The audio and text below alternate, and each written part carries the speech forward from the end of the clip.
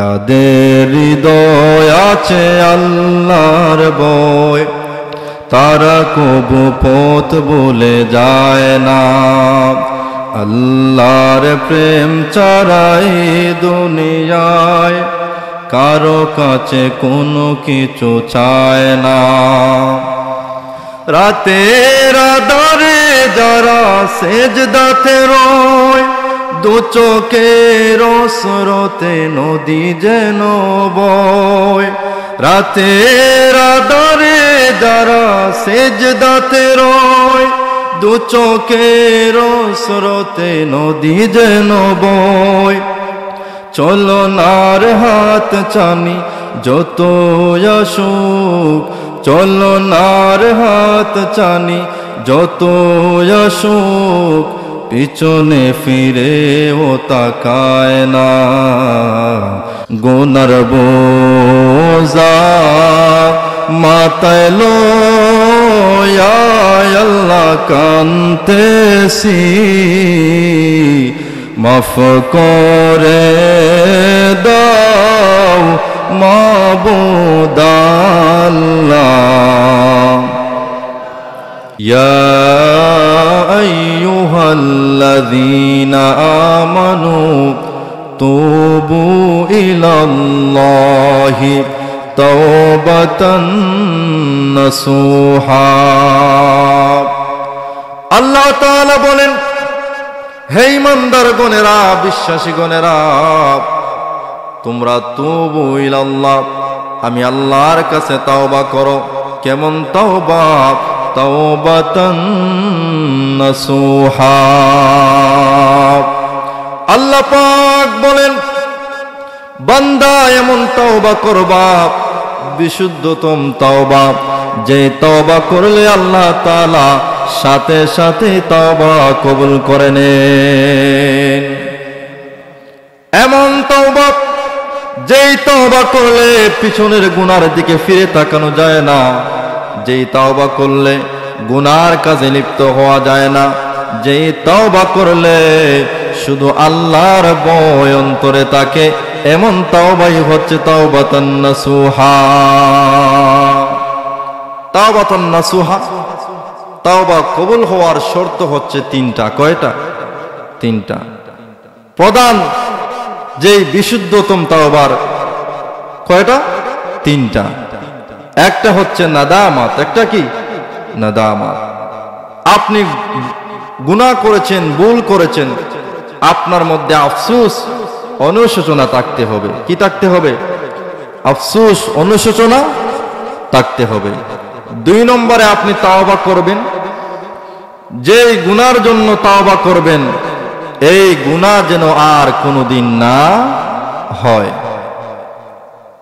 তিন নাম্বার হলো, আপনি যেই তাওবা করছেন, একদিকে তাওবা করলেন আর অন্যদিকে আপনার পাপ লেগে আছে, এমন তাওবা করলে তাওবা কবুল হবে না।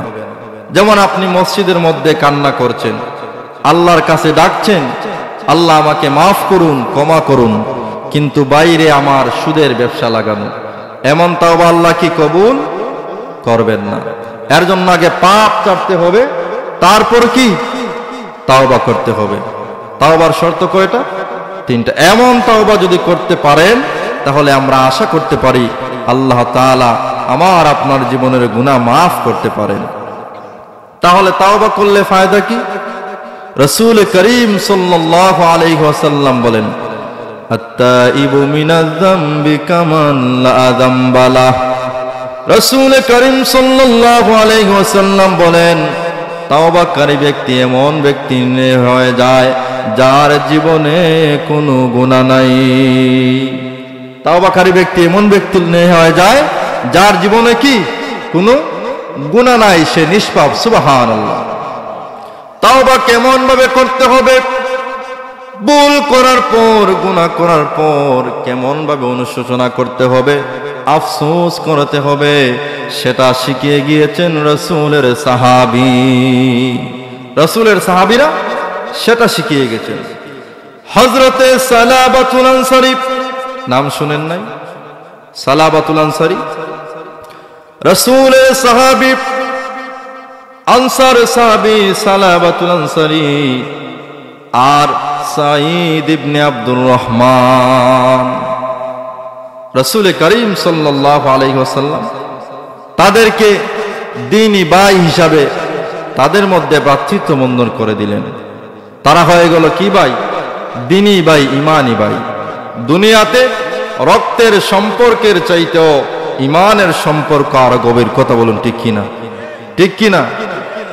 হযরতে সালাবাতুল আনসারী আর সাঈদ ইবনে আব্দুর রহমান দুজন হয়ে গেলেন দ্বীনী ভাই।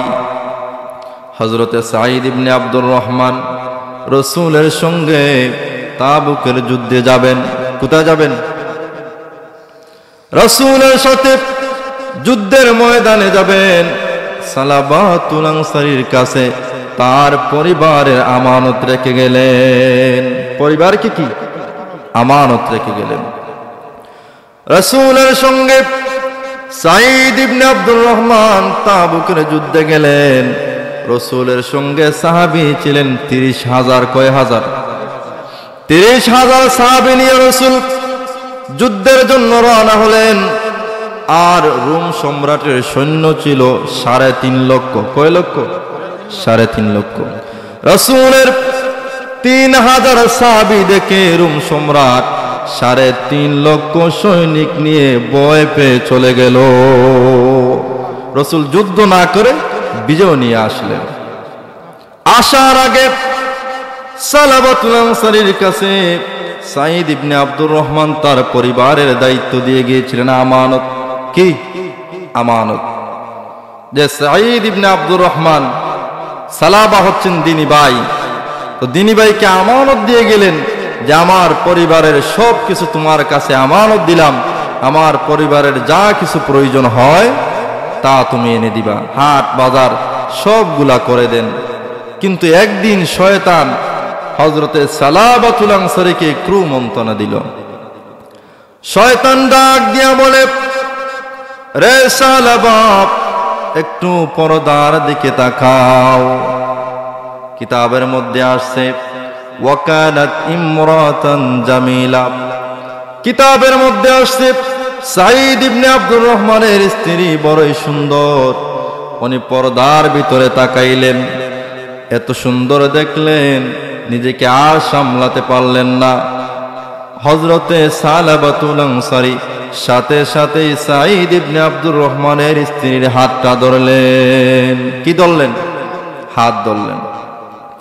হাতটা যেই মাত্র ধরলেন, সালাবাতুল আনসারীর স্ত্রী সাঈদ ইবনে আব্দুর রহমানের স্ত্রী ডাক দিয়া বলে, ইত্তাকুল্লাহ ইয়া সালাবা, তোমার মধ্যে কি আল্লাহর ভয় নাই? আল্লাহর ভয় নাই, জাহান্নামের কি ভয় নাই?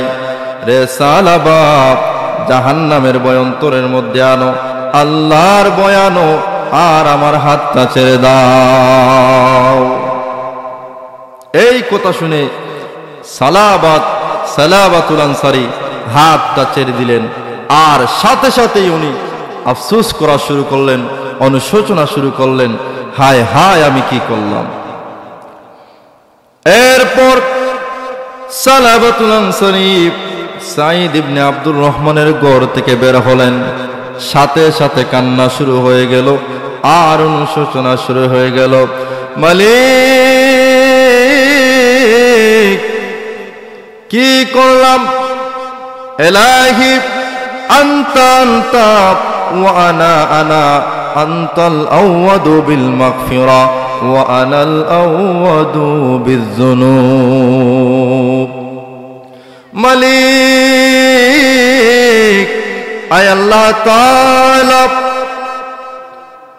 আনতা আনতা, তুমি তো তুমি, ওয়া আনা আনা, আমি তোমার নগণ্য গোলাম। ও রব্বুল আলামিন, আনতাল আওয়াদু বিল মাগফিরা, আমি বারবার গুনাহ করি, আপনি আমার গুনাহ মাফ করেন। বারবার আপনি আমার গুনাহ মাফ করেন। বারবার কি আল্লাহ গুনাহ মাফ করেন। ওয়া আনাল আওয়াদু বিযুনুব, আর আমি বারবার গুনাহ করি। এই কথা বলেন আর কান্না করেন, আফসোস করেন আমি কি করলাম। এইভাবে কি আমাদের কান্না আসে গুনাহ করার পর? আমরা যে গুনাহ করি, এই গুনার পর আমাদের মধ্যে আফসোস আসে? আসে না। হযরতে সালাবাতুল আনসারী কান্না করেন। তার একটা মেয়ে ছিল, নাম ছিল খিমসানা। তার মেয়েটাকে বলেন, মারে আমার হাতে জিনজিল পায়ে বেনি পরাইয়া দাও, যতক্ষণ পর্যন্ত না আল্লাহ তাআলা আমার তাওবা কবুল করবেন, যতক্ষণ পর্যন্ত না আল্লাহ তাআলা আমার জীবনের গুনাহ মাফ না করবেন, ততক্ষণ পর্যন্ত আমি আসামির বেশ থেকে নিজেকে মুক্ত করব না। সাঈদ ইবনে আব্দুর রহমানও মদিনায় আসলেন রাসূলের সঙ্গে। আসার পর দেখেন দিনী ভাই সালাবাতুল আনসারী ঘরের মধ্যে নাই। স্ত্রীকে জিজ্ঞাসা করলেন, রে স্ত্রী, আমার দিনী ভাই সালাবা কোথায়? ওই স্ত্রী ডাক দিয়া বলে, আপনার দিনী ভাই এই অপরাধ করেছে, অপরাধের কারণে সে আফসোস করে চোখের পানি ফেলে ফেলে ঘর থেকে বিদায় হয়েছে। হযরতে সালাবার অন্তরে ভুল করার পর আল্লাহর দরবারে তওবা করে কান্নাকাটি করে চলে গেলেন হযরতে আবু বকরের কাছে। কার কাছে? আবু বকরের কাছে গিয়ে বললেন, ইয়া আবু বকর, قد لامست امرأة أخي الغازي في سبيل الله। আবু বকর, আমার দিনী ভাই আল্লাহর পথে যুদ্ধরত অবস্থায় নবীর সাহাবীর স্ত্রীর হাত আমি স্পর্শ করেছি, তার আমানত খেয়ানত করেছি। ও আবু বকর, হাল্লি মিন তাওবা, বলুন না আমার তাওবা আল্লাহ কবুল করবেননি। হযরতে আবু বকর বলেন, উখরুজ মিন ইনদি, তুমি যেই ভুল করেছো, গুনাহ করেছো, এই পাপের তাওবা নাই। আমার মনে হয় না যে এই পাপের কোনো তাওবা আছে, আমার মনে হয় না আল্লাহ পাক তোমাকে ক্ষমা করবেন। এরপর হযরতে সালাবাতুল আনসারী উমরের কাছে গেলেন। উমরও তার দিক থেকে মুখ ফিরিয়ে নিলেন। তারপর কান্না করে হযরতে রাসূলুল্লাহর কাছে চলে গেলেন। ইয়া রাসূলুল্লাহ, ইয়া হাবিবাল্লাহ, ইন্নী লামাস্তু ইমরাতাকি আল-গাযী ফি সাবিলিল্লাহ। ইয়া রাসূলুল্লাহ, আমি এই অপরাধ করেছি, যুদ্ধরত অবস্থায় আমার দিনী ভাইয়ের স্ত্রীর আমানত খেয়ানত করেছি। ইয়া রাসূলুল্লাহ, ইয়া হাবিবাল্লাহ, বলেন না আল্লাহ তাআলা আমার তওবা কবুল করবেননি? রাসূল করিম সাল্লাল্লাহু আলাইহি ওয়াসাল্লাম বলেন, রে সালাবা, তোমার হাতে জিনজিল পায়ে বেরি দেখে আমার জাহান্নামের কথা মনে হয়ে গেল। কিসের কথা মনে হলো? জাহান্নামের কথা। এরপর রাসূল করিম সাল্লাল্লাহু আলাইহি ওয়াসাল্লাম তার দিক থেকেও মুখ ফিরিয়ে নিলেন। এরপর হযরতে সালাবাতুল আনসারী আর বাড়ির দিকে যান নাই, সালাবাতুল আনসারী পাহাড়ের দিকে চলে যায়। আর জবান দিয়ে বলে, ইলাহি আনতা আনতা ওয়া আনা আনা, আনতাল আওয়াদু বিল মাগফিরা ওয়া আনা আওয়াদু বিয-যুনুব। আয় আল্লাহ তাআলা, তুমি তো আমার রব, ওয়া আনা আনা, আমি তো আপনার নগণ্য গোলাম। আনতাল আওয়াদু বিল মাগফিরা, আপনি বারবার আমাকে ক্ষমা করেন। ওয়া আনা আওয়াদু বিয-যুনুব, আর বারবার আমি গুনাহ করতেই থাকি। এই আফসোস অনুশোচনা গুনাহ করার পর হযরতে সালাবাতুল আনসারীর অন্তরে ছিল কি ছিল না? ছিল কি ছিল না? আমাদের অন্তরে আছে? নাই। আছে? নাই। গুনাহ করার পর, ভুল করার পর আমরা বুক ফুলিয়ে মানুষের কাছে বলি যে আমি এই গুনাহ করেছি, সেই গুনাহ করেছি, এই কাজ করেছি। এমন লোক আছে না নাই? আছে না নাই? আমাদের তো গুনার পরিমাণ এত হয়ে গেছে যে আমাদের সওয়াবের চাইতে গুনাহই আমাদের আমলনামায় বেশি, ঠিক কিনা? আমরা মাথায় গুনার পাহাড় নিয়ে আঁকি, তবু আমাদের জাহান্নামের ভয় অন্তরে আসে। গুনার বোঝা মাথায় লইয়া আমরা কাঁদতেছি, মাফ করে দাও মাবুদ আল্লাহ, এলাহি মাফ করে দাও মাবুদ আল্লাহ, এলাহি। গভীর রাত একটু আল্লাহর কাছে বলেন, আল্লাহ যদি চান আমাদের এই কথাগুলা কবুল করে নেন, হতে পারে আমার আপনার আজকের এই মাহফিল জীবনের গুনাহ মুসার মাহফিল হতে পারে। পারে কি পারে না? গুনার বোঝা মাথায় লইয়া আল্লাহ কাঁদতেছি, মাফ করে দাও মাবুদ আল্লাহ। নিজের হাতে বান্দা তুমি আল্লাহ বানায়া, আদর করিয়া বান্দা তুমি বানায়া, কেমনে দিবা জাহান্নামে ফেলিয়া, কেমনে দিবা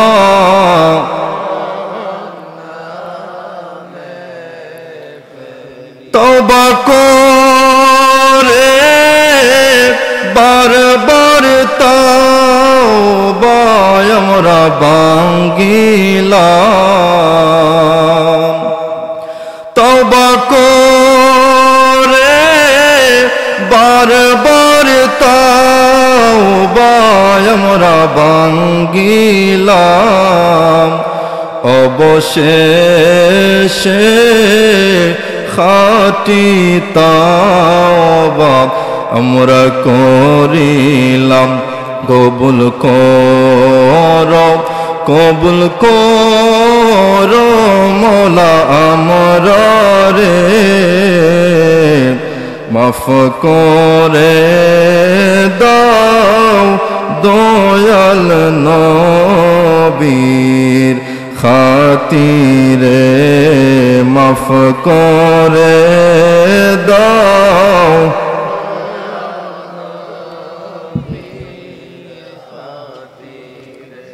মনে আছে তো সালাবাতুল আনসারীর ঘটনা?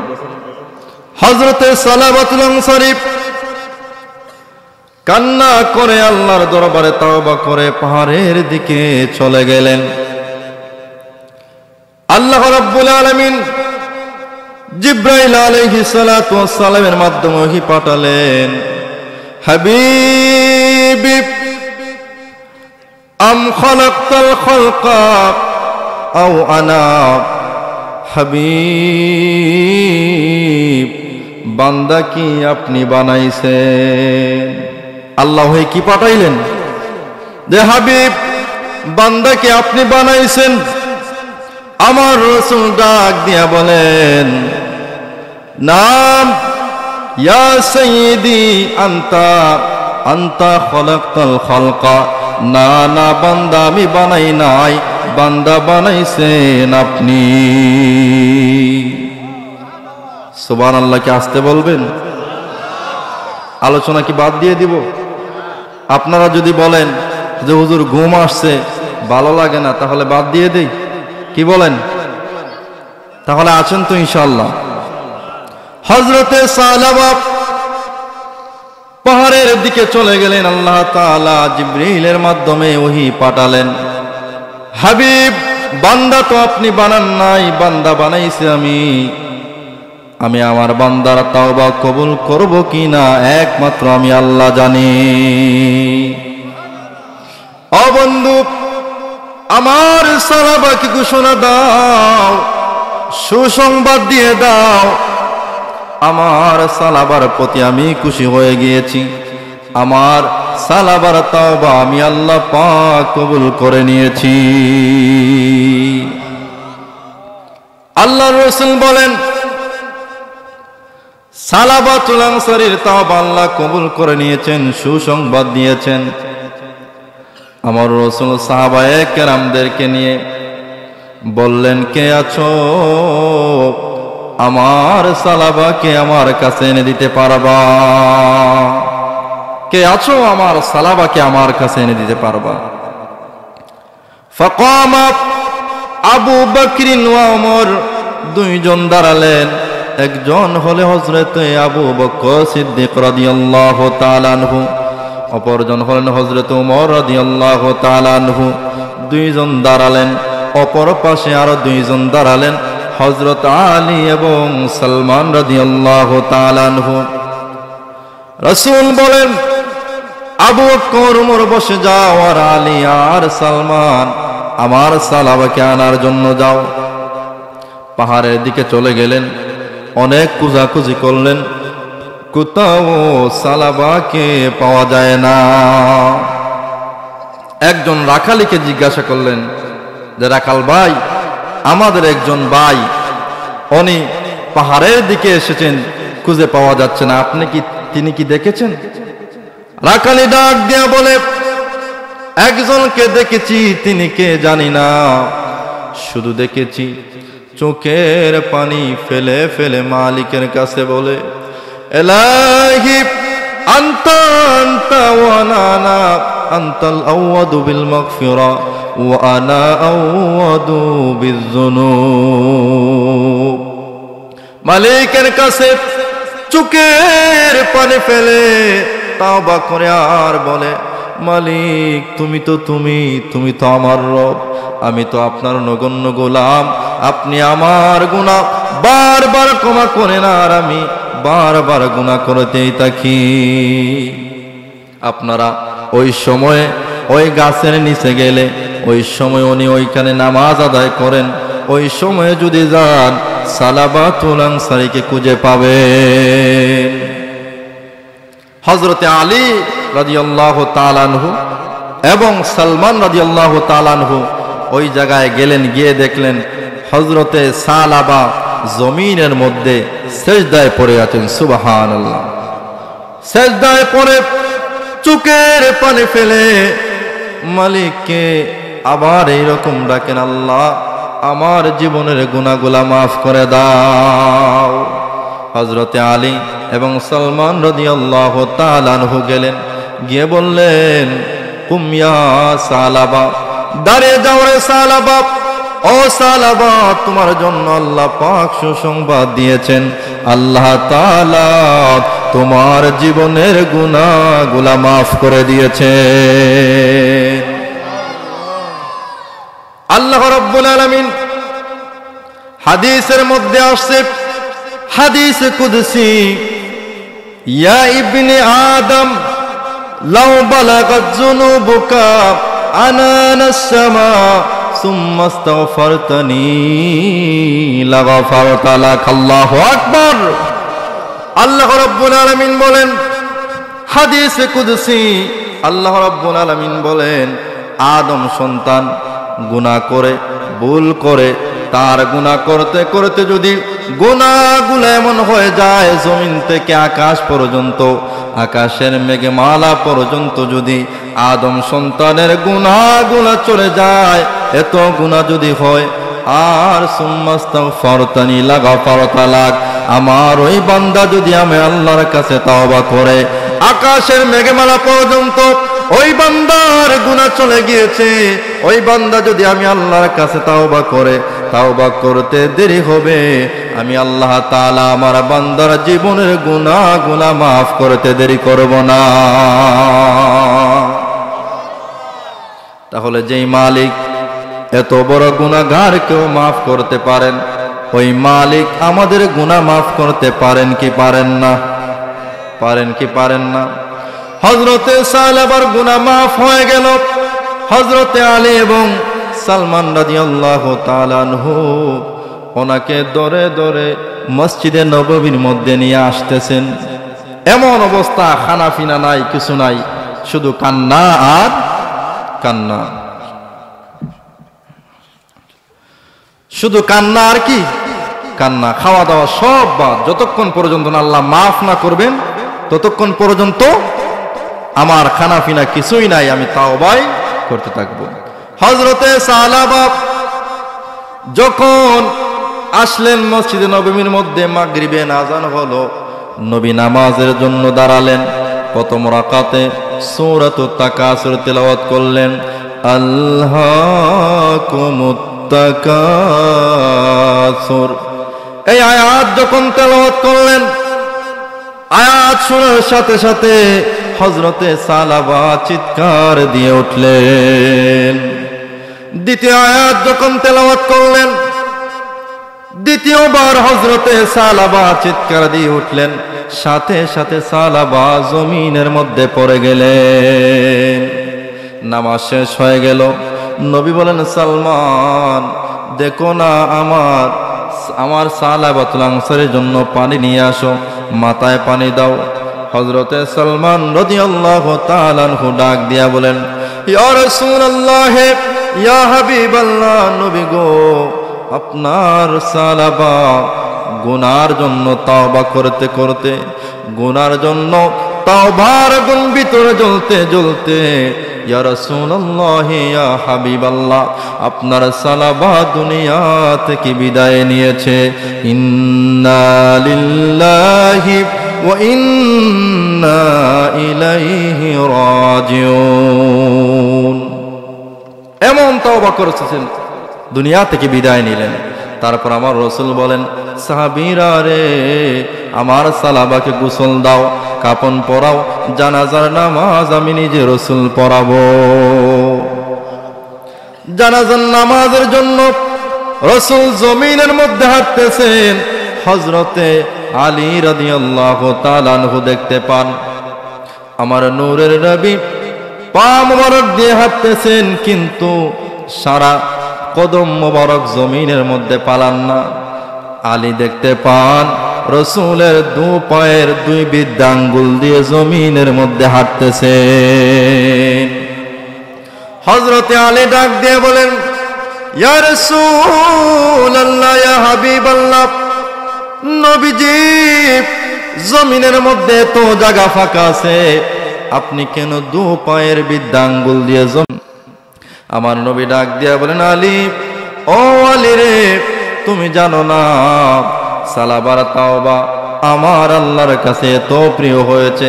সালাবা আমার আল্লাহর দরবারে এমন তাওবা করেছে, আল্লাহ তাআলা এমন খুশি হয়েছেন।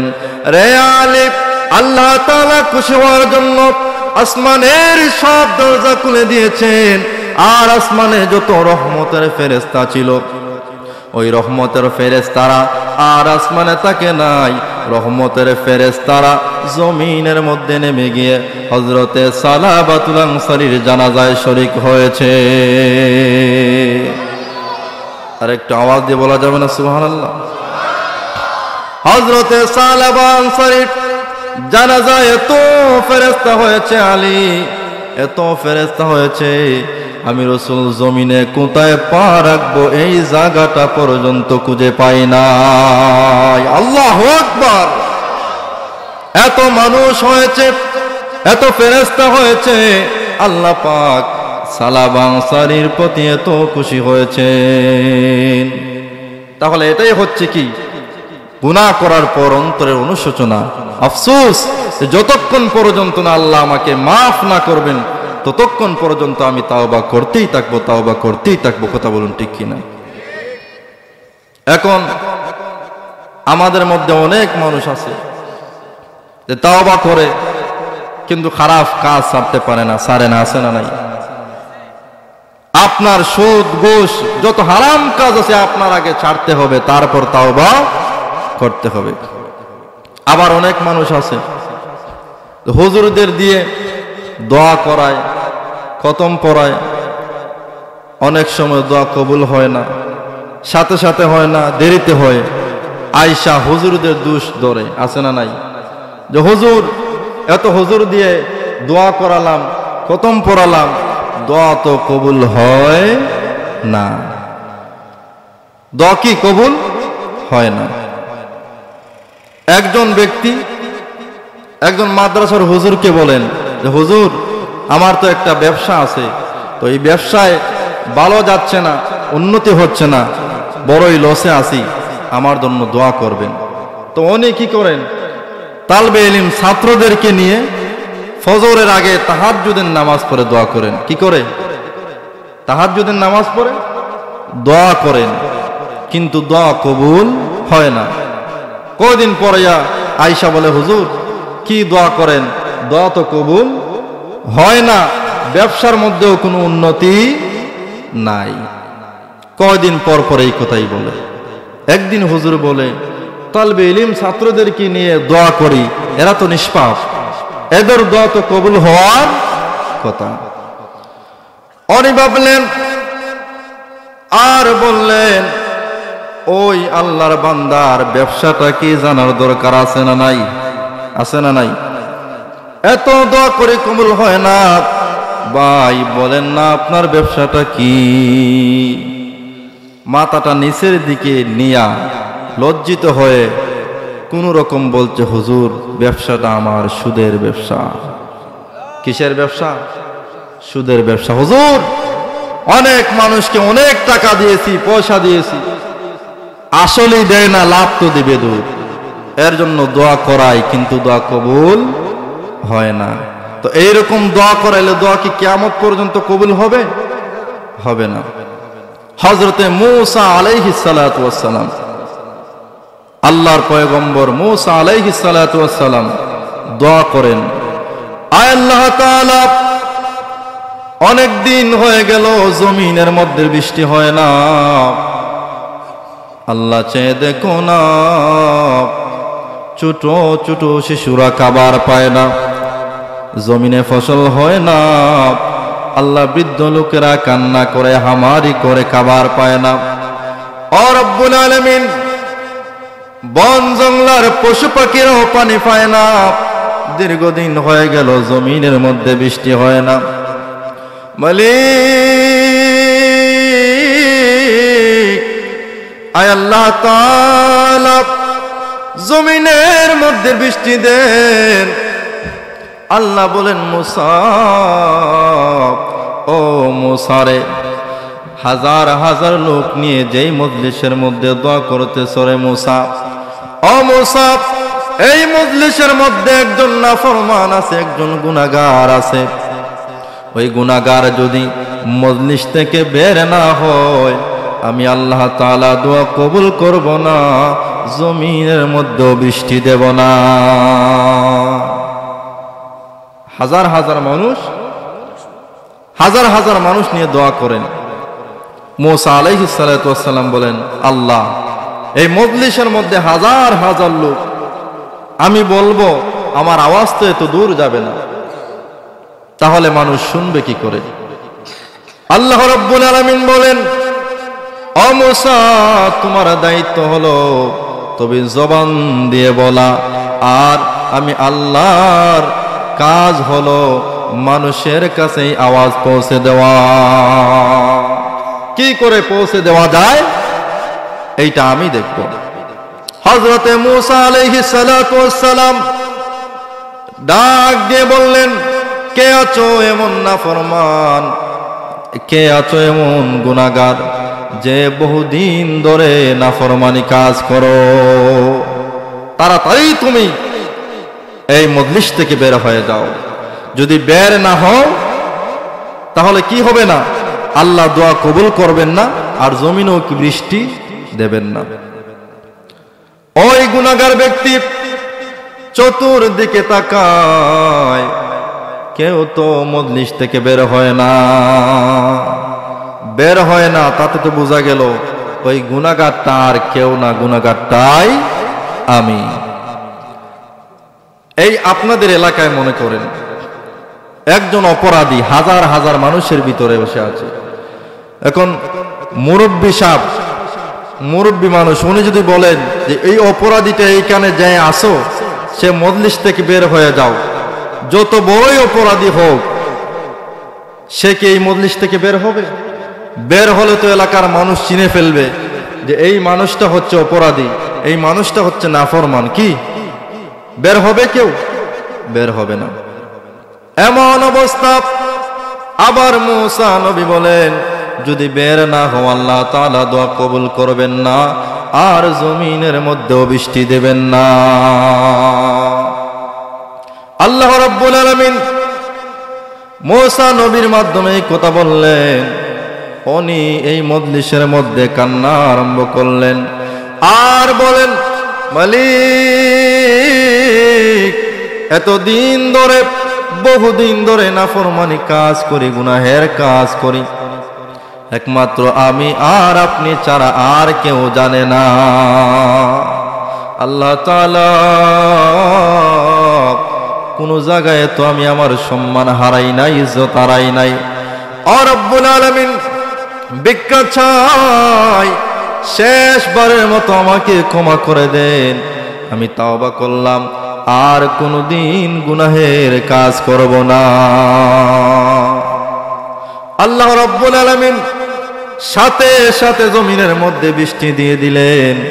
মুসা নবী ডাক দিয়ে বলেন, মালিক, ও আল্লাহ তাআলা, আপনি তো বললেন জমিনের মধ্যে বৃষ্টি দেবেন না গুনাহগার ব্যক্তি বের না হলে।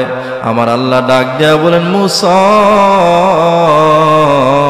ও মুসা রে, আমার ওই বান্দা এমন তওবা করেছে, এমন কান্না করেছে, এমন চোখের পানি ফেলেছে রে মুসা, আমি আল্লাহ সাথে সাথে আমার বান্দার তাওবা কবুল করে নিয়েছি।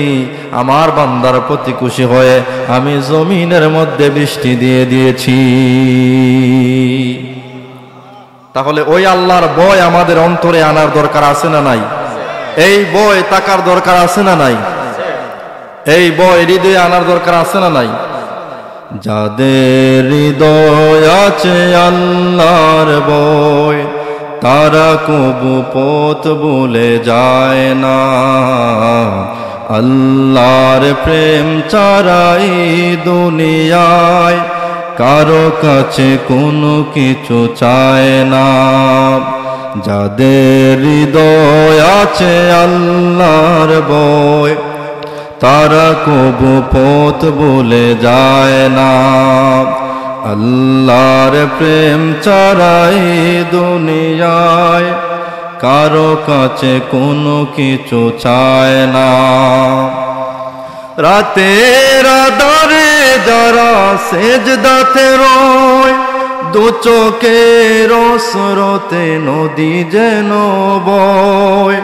রাতের আঁধারে যারা সেজদাতে রয়, দু চোখের স্রোতে নদী যেন বয়। চলনার হাত চানি যত আসুক, চলনার হাত চানি যত আসুক, পিছনে ফিরে ও তাকায় না।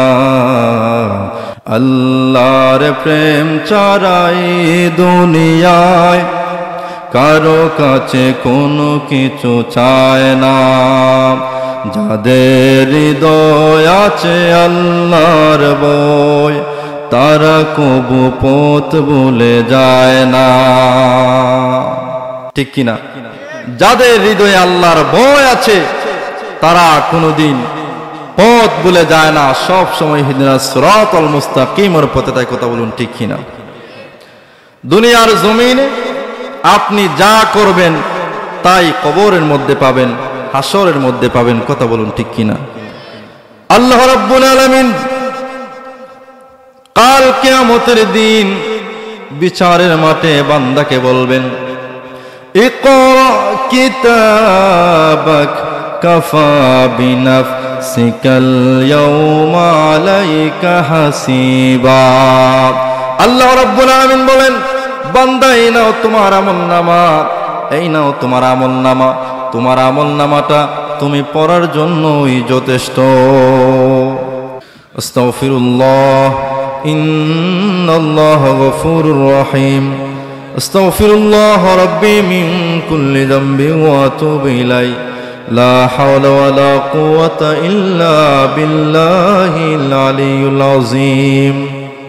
লা ইলাহা ইল্লাল্লাহু মুহাম্মাদুর রাসূলুল্লাহ সাল্লাল্লাহু আলাইহি ওয়াসাল্লাম। আল্লাহ রাব্বুল আলামিন যেন আজকের এই বাইতুন নাজার জামি মসজিদের খুদিরাই গ্রামের উদ্যোগের এই আজকের জান্নাতের বাগানকে কবুল করে নেব সবাই আল্লাহুম্মা আমিন। আজকে আমার মন খুশি হয়ে গিয়েছে। খুশি হয়েছে কেন? যে আমি আসার পর থেকে যেই মানুষ দেখেছিলাম তার থেকেও দ্বিগুণ, ঠিক না? আর আপনারা যে এই শীতের সময় জান্নাতের বাগানে বসে আছেন, এটাই হচ্ছে সবচেয়ে খুশির খবর। তারপর হচ্ছে আমি যা চেয়েছি আপনারা তাই দিয়েছেন, আলহামদুলিল্লাহ। আগামী বছরের প্যান্ডেল, মাইক, পোস্টার সবগুলো আপনারা দিয়েছেন। এটাই প্রমাণ করে যে আপনাদের মন অনেক উদার, ঠিক কিনা? আপনারা হচ্ছেন আল্লাহর প্রিয় বান্দা এবং রসুলের প্রিয় আশিক, ঠিক কিনা? আল্লাহ পাক আমাদের দানকে কবুল করুক। আমরা বলি আল্লাহুম্মা আমিন।